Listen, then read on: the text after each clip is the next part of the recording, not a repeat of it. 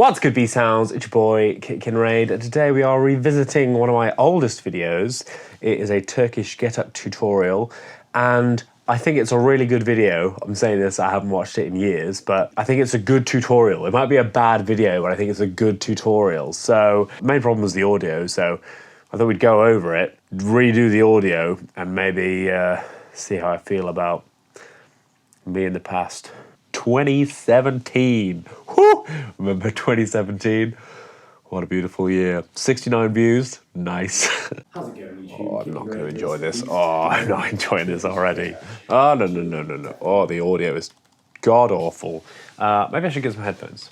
Look at this egg with hair. This little egg with hair. Man, I was so serious in those days. You know, I was frightened for a start and not very comfortable. I was on my journey, man. I was just starting out. All I'm saying here is I like this exercise. It's really good. It'll make you strong. It'll make you functional. And this is how you do it. And this is intro. I well made that. I always recommend doing this unweighted if you've never done it before. But just until you get the hang of the steps, you don't want to be worried about dropping a kettlebell on your face when you're trying to figure out what comes next. But once you do get the hang of the steps, the resistance that a weight gives you is going to help you feel out the movement. So we'll get onto how to get a weight up in a second, but for now, let's just start from the floor. So you're going to set up by laying flat on the floor.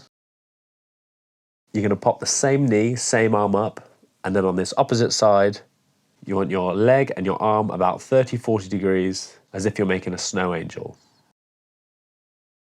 So you want to push into the floor with this flat foot, let it turn your hips. Then you want to follow that motion up your body and pop up onto this elbow. You're going to want to lock this elbow out so that you're not using your tricep to take the weight. You want to make sure that your shoulder blade is packed, it's screwed in.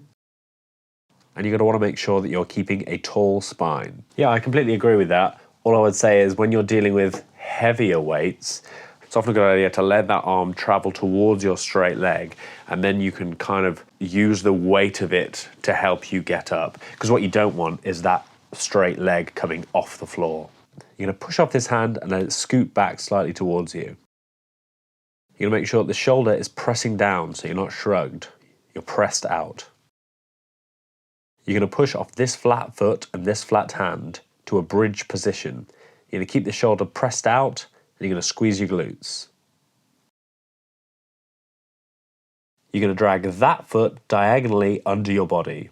You're going to turn your hips over, and you're going to plant yourself into a tripod. With the top half of my body, I'm pushing into the floor. This shoulder's screwed in, my elbow is straight, and my torso is like a T. And in my lower half, I'm making a tripod, and my knee is about equidistant from my hand and my foot. Next, you're going to bring your butt to your foot, and then you're going to hip hinge out. So you bring your butt to your foot, that's going to take the weight off this hand, and then you're going to hip hinge and press that weight up above you. While I'm coming underneath the weight, I'm not pressing it above me.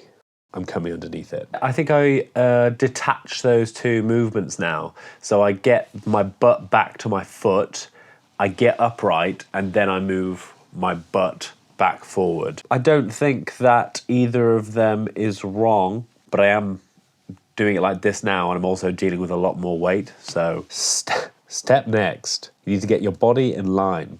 So you do that by windscreen wipering your back foot, as in windscreen wiper, your back foot, so it's in line with your front foot. If your foot isn't under your knee, you're going to scooch that back so it is under your knee. From here, you're going to step up. You're going to put your feet in line next to each other. Boom. Awesome. So now we're at the top. All you need to do is get back to where we started, and to do that, we just reverse all the steps that we used to get up here. I'm still like, let me just talk to you while I've got my over there. We've got our feet in line and facing the same way. We're going to tap our thigh with our free hand. That's going to remind us which foot we're lunging back with. You can completely do away with this once you kind of got the hang of it. But for now, it's not doing any harm. It is going to make sure you don't go around the wrong way and get confused, so you might as well do it. So tap, lunge back. At this point, I say it's important to lunge back far enough that your knees, both of them, are at 90 degrees and also your hips are at 90 degrees. We windscreen wiper to get here, so unwindscreen wiper. Ba-dow. Ba-dow. Gonna stick your butt closer to your foot, put your hand down on the floor. So this is where my technique would differ. I put my butt to my foot and then I run my hand, or at least when I'm teaching it, butt goes back to foot, so your weight's over your butt. You run it down your leg and then find the ground before you move the weight forward. And then you're gonna put it as far away from your knee as your other foot is from your knee. And the reason I get people to run it down the ground is that if you just put your hand out, a lot of people instinctively want to put it over here. You don't end up in a good tripod position when you bring your weight back forward. If you run your hand down in a straight line, you know your hand's going to end up in the right place. Now you're in the tripod position you were in on the way down here. You're going to turn your hips over and thrust your back leg in front of you diagonally. You're going to end up in this bridge position that you were in before. You're going to squeeze your glutes. From here, under control, butt to the floor, elbow to the floor, shoulders to the floor. And here you are, where you started. Same hand, same knee up, arm and leg out like a snow angel. That's the whole thing. Congratulations. I'll show you a few more of these and then we'll move on to what it's like with the weight. Same arm, same knee up, and my other straight arm and straight leg are out about 30 degrees like I'm a snow angel. I pushed into the floor with my flat foot. That's going to turn my hips, and then I'm going to follow that motion up with a tall spine, making sure that my shoulder blades are packed and my arm is straight. Pushing into the floor with the flat hand, scooching it towards the body, and then I'm pressing into the floor with my flat hand and flat foot into a bridge, and I'm squeezing my glutes so they come all the way up. Then I'm going to drag that foot diagonally under my body, turn my hips over, and put my knee down so that my knee, foot, and hand are in a triangle shape and they're equidistant. I'm going to move my butt back to my foot, and then I'm going to hinge my hips back through. As I said, I do this differently now. I take all the weight back onto my foot, and then I bring my hand back towards me. So it's literally the opposite of that searching for the ground thing, because when you've got a lot of weight under you, it's not so easy as just like hipsing through.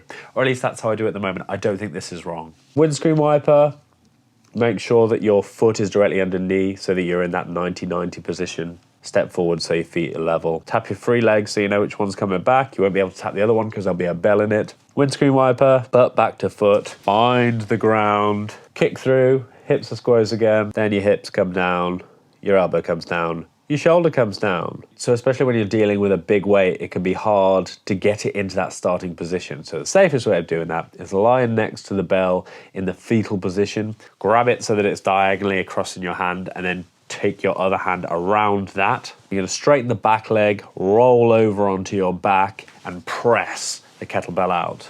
Then you sit the weight above the shoulder where it's going to stay, and you reach out with your other hand, and you start, as we've discussed. Set up your snow angel is what I say here. And that's a good way of remembering it. At this point, check your grip, make sure that it's diagonally in your hand. You don't want it to be dangling in your fingers like a bucket. You want to be straight wristed, almost like it's a spear. You want to keep your wrist in line, and you want the bell diagonally across your lifeline in your hand. So my shoulders are packed, I'm pushing into the floor off that flat foot, that's turning my hips, and then tall spine, I'm coming up. You might find that when you have a significant weight, you struggle to get up, or this leg wants to lift. The way to combat this, push off that flat foot to turn the hips, keep that other foot flat on the floor, and just dip the bell in the direction of that foot that wants to come up. You're kind of using its momentum to get up. Dip the bell, get up underneath it. As long as you stay underneath it, it's not a problem. Dip the bell, that's what I said earlier. So from here, scooch the hand back, flat hand, flat foot, bridge, squeeze the glutes, drag the foot back so it's equidistant from the hand and the other foot, turn your hips over, I'm in my tripod position. Bring your butt to your foot, hip hinge to come under the weight. Windscreen wiper your back leg so that your back foot is in the same direction as your front foot.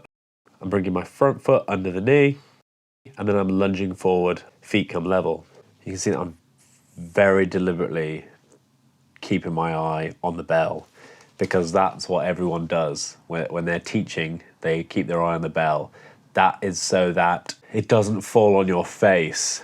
But honestly, when I'm doing Turkish get-ups, I'm all in real life, not for this, I'm always looking at the horizon because my proprioception is good enough that I know where the bell is. And if I'm looking at the bell, I'm more likely to be unstable than if I'm looking at the horizon. That might be technically wrong, I don't know, but it's what works for me, and I am more stable if I'm looking at the horizon than if I'm looking at the bell. Tap your leg to make sure you lunge back with the right one. Lunge to that 50-50 position. Windscreen wiper, buck to foot, find the ground, T position, tripod, kick through, hips are up, then the hips come down to the elbow, down to the shoulders. Grab the bell with two hands, back to your chest, roll it over. The thing to remember when you're using weights is to keep a tall spine. Don't let the weight crumple you. Thanks for joining us on Reset Beast. We'll see you on the next one. Be well. This might be an effective tutorial, but this guy does not want you to get gains or be well. He doesn't care. He gives zero shits. 7 likes, 0 comments. Not bad for 5 years. I still think it's a good tutorial. I mean, it could look better and it could sound better, but all the steps are solid. A couple of things to disagree with now, or a couple of things that we do better now. But now that this video exists, we fixed it, didn't we? So no worries.